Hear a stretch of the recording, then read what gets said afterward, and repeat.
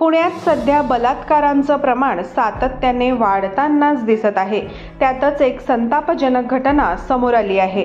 वाढदिवसाचा केक कापण्याचा बहाणा करून 15 वर्षीय मुलीला निर्जन स्थळी नेऊन तिच्यावर 2 तरुणांनी लैंगिक अत्याचार केला। पुण्यातील मांजरी परिसरातील नदीपात्रात ही घटना घडली आहे।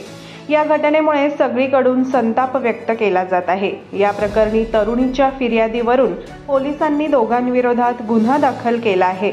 अनुराग साळवी आणि गणेश म्हात्रे अशी अत्याचार करणाऱ्या आरोपींची नावे आहेत। धक्कादायक बाब म्हणजे आरोपी तरुण हे पीडित मुलीचे मित्र होते।